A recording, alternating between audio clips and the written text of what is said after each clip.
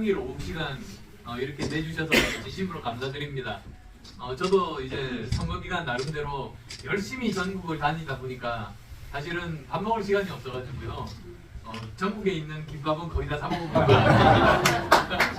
근데 국민가 거기 가니까 이제 저를 보더니 불쌍해서 그런지 그 김밥 말고 주문도 안 했는데 오렌지를 이렇게 주시더라고요. 그래서 그걸 보면서 아, 오렌지를 먹어본 지 얼마나 오렌지 그 생각을 했습니다. 근데 어쨌든 다시 본론으로 돌아가서 내년은 대한민국 운명을 결정짓는 해입니다. 만약에 총선에서 우리가 1당이 되면 정말 우리는 선진국 될 겁니다. 근데 만약에 실패를 하고 우리가 2당으로 되면 사실 윤석열 정부는 5년 동안 식물 정부가 되고 우리는 그냥 추락하는 길밖에 없습니다. 이제 그걸 결정짓는 정말로 중요한 때고요. 이제 그걸 준비하는 당대표를 뽑는 게 이번 이제 40일도 안 남았죠. 사실 전당대회입니다. 그래서 이제 관련해가지고 한번 생각을 해봤어요. 우리가 왜 지난번에 졌는지를 확실하게 알아야 이번에 어떻게 하면 이길 수 있고 그리고 이길 수 있는 사람이 누군지를 알 수가 있지 않습니까? 그래서 생각해봤습니다. 지난번 총선은 전국에 걸쳐서 패배한 게 아닙니다. 수도권이 패배한 총선입니다. 수도권 121석이나 되는데 17명만 살아남아가지고 그래서 우리가 115석으로 쪼그라든 겁니다. 그래서 이번 총선도 수도권이 결국은 더 중요합니다. 이미 호남하고 영남은 거의 구도가 짜여졌습니다. 근데 그거를 무서운 건 뭐냐? 민주당에서 그 감이 굉장히 빠르거든요. 민주당의 이번에 그 전당대회 결과를 보시면은 이재명 당선된 거기에서 선출직 최고위원이 100% 수도권이 당선됐습니다. 저는 이런 거 최근에 와서 본 적이 없거든요. 저 민주당은 항상 1명 내지 2명은 호남에서 이 선출직 최고위원이 당선이 되는 게 전통이에요, 그 당에. 근데 이번에 1명도 당선 안 되고 전부 수도권이 당선됐어요. 그 뜻은 뭐냐? 결국은 한강을 지배하는 자가 대한민국을 지배합니다. 한반도를 지배합니다. 그래서 내년 총선의 승부처는 수도권이다. 그래서 거기에 대해서 전제를 짠 거죠. 그러면 이제 우리는 이번에 우리 전당대회에서 거기에 대항하는 우리 진영을 짜야 되는 게 이번에 그 목표입니다. 그래서 결국은 저는 판단 기준은 간단하다고 생각해요. 누가 한 사람이라도 한 표라도 수도권에서 더 얻을 수 있는가? 그게 핵심입니다. 뭐 일부 언론에서 나오는 친윤, 비윤, 반윤 또는 무슨 뭐 누구와 누구와의 연대 이런 거 다 지역적입니다. 소용없습니다. 그런 거 생각할 필요가 없습니다. 제일 중요한 판단 기준은 누가 한 표라도 더 얻을 수 있고 한 사람이라도 더 당선시킬 수 있는가? 그거 아니겠습니까?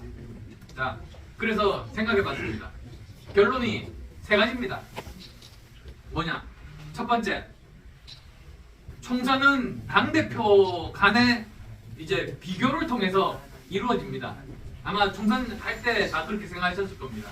대통령의 지금까지의 업적하고 그 다음에 이제 양당이 있는데 이제 당대표가 어느 당대표가 더 변화를 상징하는가? 어느 당대표가 더 도덕적인가? 어느 당대표가 더 유능한가? 그거가 굉장히 중요하지 않습니까? 그래서 그 유능하고 도덕적이고 그런 변화를 상징하는 사람에게 표를 몰아주는 거거든요. 근데 예를 들면은 제가 여러분께서 뽑아주셔가지고 대표가 되고 그 다음에 이재명이 그때까지도 살아있다. 그러면 우리한테는 좋습니다. 왜냐하면 제가 지역구가 대장동이거든요. 집이 백현동입니다. 그래서 사실은 제가 대통령직 인수위원장을 딱 마치자마자 그 다음에 제가 뭘 해야 될까? 이재명을 잡아야겠다 생각했습니다. 그래서 딱 보니까 그 집이 분당 갑에 딱 있더라고요.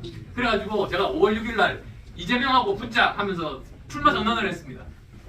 근데 바로 그 다음날 바로 옆 동네인 계양을로 달아났어요. 근데 아니 그 사실 좀 창피를 무릅쓰고 그렇게 간 거 아닙니까? 그래서 저도 이제 열불나가지고 저도 경상도 남자거든요. 그러니까 저 참고로 말씀드리면 제가 경북 영주 사람입니다. 근데 저희 할아버님이 부산상업고등학교 유학을 가시면서 할아버님 때부터 부산서 산지는 할아버님 때부터였고요. 원래는 영주 사람입니다. 영주하고 예천하고 안동 쪽에 저희 집안 어르신들이 다 계세요. 근데 어쨌든 저도 이제 저 경상도 남자가 되다 보니까 머릿속에 하얘지고 제 선거는 아무 생각이 안 나더라고요. 화가 나가지고 바로 막 계양으로 달려왔어요. 그래서 막 거기서 외쳤죠. 우리 동네에서 도망친 놈 잡으러 왔다고. 근데 신기할 정도로 격차가 막 좁혀지는 겁니다. 10%도 안 났습니다. 저쪽으로 도망가세요 또. 근데, 30대 가지고 저쪽으로. 예, 근데 제가 그래서 왜 얘가 그 창피를 무릅쓰고 그렇게 도망을 갔을까 생각해 보니까 나중에 알았습니다. 보니까 계양을에서는 자기가 선거운동 안 해도 당선될 줄 알고 전국 순회 지원 유세 계획을 다 짜놓은 겁니다, 이 사람이.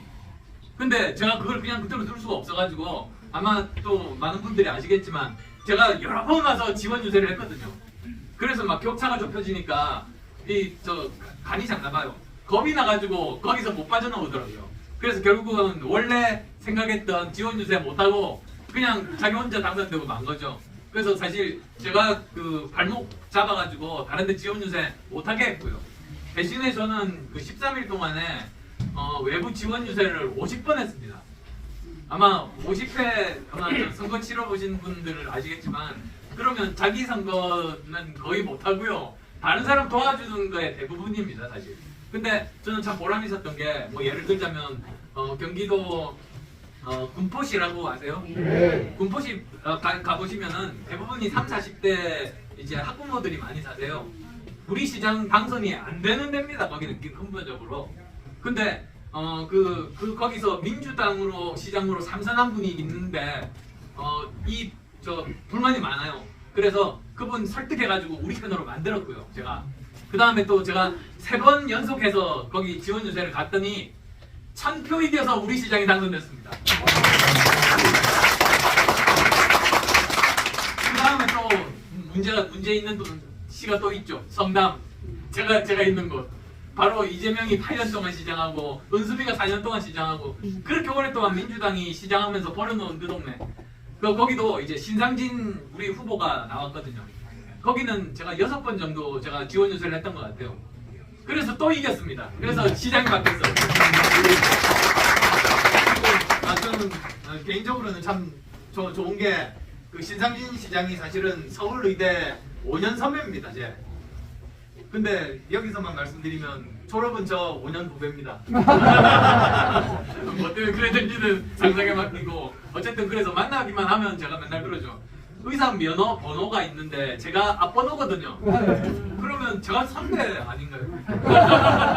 뭐 그러면서 어쨌든 그런 과정들을 거치면서 보니까 정말로 이 당 대표가 정말 뭐 이재명이 됐든 누가 됐든 결국은 시민들이 바라보는 것은 특히 수도권에서는 누가 변화를 상징하고 도덕적이고 그리고 또 유능한지 그게 중요하다. 이제 그게 첫 번째고요. 두 번째는 특히 수도권의 많은 층이 중도층, 2030층 아닙니까? 또 2030이 대부분 중도층이기도 하고요. 근데 제가 지금까지 삼선하면서 강북 지역에서 그 어려운 노원에서 초선 재선하고 삼선을 또 했거든요. 근데 제가 제일 적게 이긴 게 20%쯤 이겼고요. 많이 이기면 한 30% 더블 스코어로 이깁니다. 근데 왜 저만 다들 5% 안에서 왔다 갔다 하는데 저만 그렇게 많이 이기느냐면 고정 지지층이 있습니다. 중도층하고 2030층인 거예요. 그래서 물어봤어요. 나를 그렇게 찍어주시는 이유가 정말 감사한데 왜 그렇게 찍어주시냐고 물어봤더니 단순하더라고요. 말로만 외치는 정치인은 싫답니다.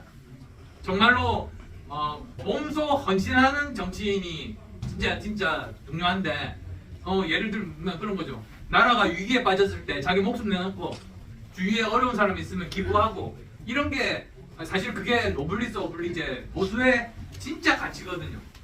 근데 이렇게 보시면은 뭐 저 같으면은 지난번에 땡구의 코로나 사태 때 제 목숨 걸고 내려가서 봉사했잖아요. 이재명 되면 나라 망한다고 생각해서 저는 함께 서로 후보 단일화 해가지고 정권 교체를 이뤘지 않습니까? 그리고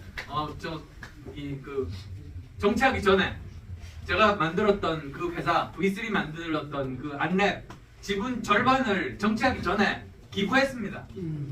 그게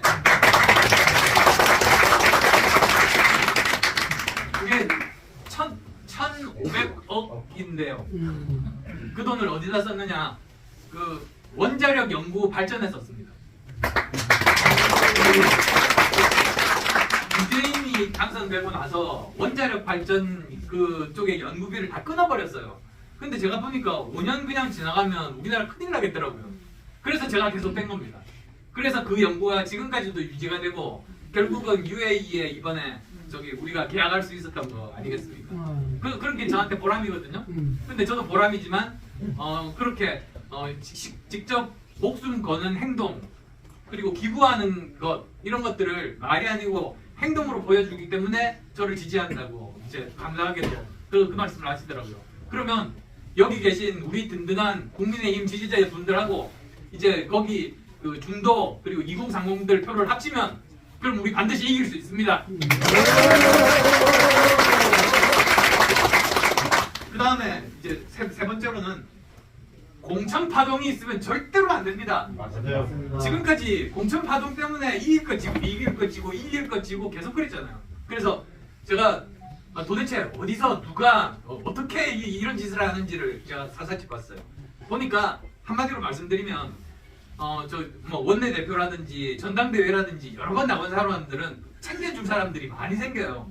그러다 보니까 이제 사람을 꽂아 넣어야 되는데 일단 당선되면 서울에는 잘 못 꼽아 넣습니다. 5% 차이인데 그 동네도 안 사는 자기 친구 꽂아 넣어봤자 떨어지거든요. 영남에다가 주로 꼽습니다. 멀쩡하게 일 잘하는 사람 이상한 걸로 이유로 해서 다 잘라버리고 해버리면 영남에선 당선돼요. 근데 그 모습을 보고 수도권에서 실망해서 수도권에서 전멸합니다. 그게 지난번 선거의 그 결과거든요. 예. 그래서 저는 자신 있는 게 제가 개파가 없잖아요. 저는 정말로 객관적으로 할 자신이 있습니다. 객관적으로 그분이 그 지역에서 얼마나 존경받고 명망이 있는지 그리고 그분이 그 지역 발전을 위해서 얼마나 열심히 노력을 하시는지 그리고 만약에 현역 의원이나 전직 의원 같으면 의정 활동을 어떻게 했는지 그 기록이 다 있으니까요. 그걸 제대로 정량화하고요. 그래서 압도적으로 차이가 많이 나면 그분 그냥 공천 드리면 되는 거죠. 그리고 또 만약에 또 강력한 경쟁자가 또 있다고 하면 공정하게 경선에서 이기는 분이 공천을 받으시면 또 되는 거 아니겠습니까? 그래서 저는 진짜로 하고 싶은 게 우리 당이 공천 파동 정당이 아니고 더 이상 국민의힘 하면은 정말 공정한 공천의 대명사, 실력 공천의 대명사, 이기는 공천의 대명사 그런 정당으로 꼭 만들고 싶습니다.